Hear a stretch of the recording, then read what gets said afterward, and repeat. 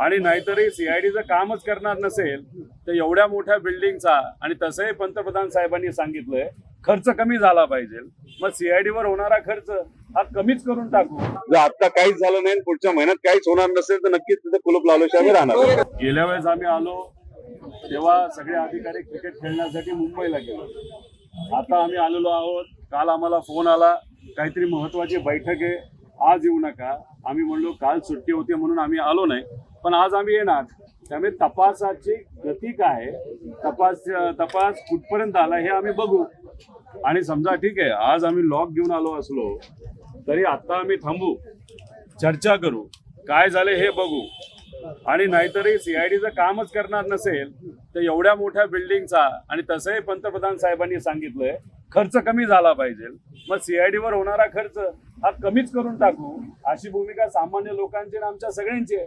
तपासच करत नसेल, लॉक याच्यासाठी झाले, तपास कुठपर्यंत आला हे बघावं.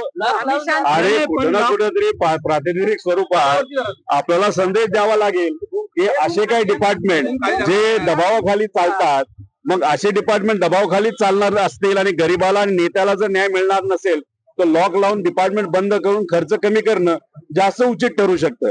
आज काय लगेच लॉक लावेल असं नाही, पण काय म्हणतात हे आम्ही त्या ठिकाणी बघू आणि नंतर मग भूमिका काय घ्यायची त्या ठिकाणी आम्ही ठरवू. दादा वाटते का एकूणच समाधानकारक उत्तरं भेटतील? कारण जवळपास 2 वेळा अमित शहासोबत त्यांच्या बैठका झाल्या.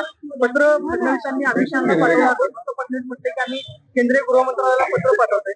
काल त्यांची दिल्लीमध्ये प्रत्यक्षात भेट झाली. प्रत्यक्षात हा मुद्दा उपस्थित करणं गरजेचं होतं. बघा, देवेंद्र फडणवीस साहेबांनी मी जे काय पत्र दिलं होतं त्या पत्राच्या अनुषंगाने अमित शहा साहेबांना पत्र लिहिलं, त्यासाठी मी अभिनंदन पण केलं, आभार पण व्यक्त केले. पण विषय एवढाच, पत्र लिहून होत नसतं, कारवाई करावी लागते. आणि अधिवेशनामध्ये स्वतः त्यांनी सांगितलं होतं मी अमित शहा साहेबांशी बोलून ह्या सगळ्या विषयाला त्या ठिकाणी मार्गी लावून आणि सीबीआय कडे ही एन्क्वायरी देऊ.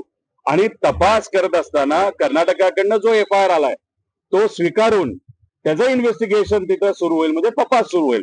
शब्दाचा खेळ नकोय आम्हाला, तिथं एन्क्वायरी नकोय आम्हाला, त्या FIR वर इन्व्हेस्टिगेशन तिथं पाहिजे, अशी आमची भूमिका आहे. त्यामुळे तुम्ही अधिवेशनामध्ये दिलेला शब्द हा पुढे ते पाळत नाही. मग का पाळत नाही? कारण का अजितदादांचा अपघात ज्या कंपनीच्या विमानातून झाला त्या विमानाला आतापर्यंत 210 कोटी रुपये आतापर्यंत दिले त्या कंपनीला.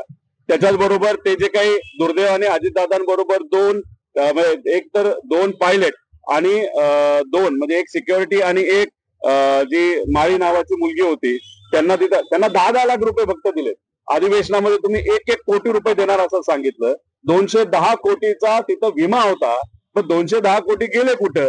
खराताचं प्रकरण, हे सगळे मुद्दे घेऊन आता आम्ही आलेलो आहोत.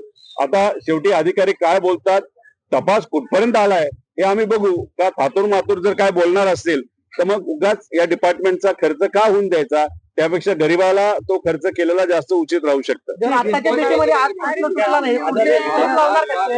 पुढच्या वेळी जेव्हा दर महिन्याला मी इथे येत असतो, दर महिना जेव्हा दादांच्या ऍक्सिडेंटला तिथं होत असतो अधिकचा, तिथं येऊन आम्ही काही ना काही भूमिका मांडत असतो. जर आता काहीच झालं नाही, पुढच्या महिन्यात काहीच होणार नसेल तर नक्कीच तिथे कुलूप लावल्याशिवाय आम्ही राहणार.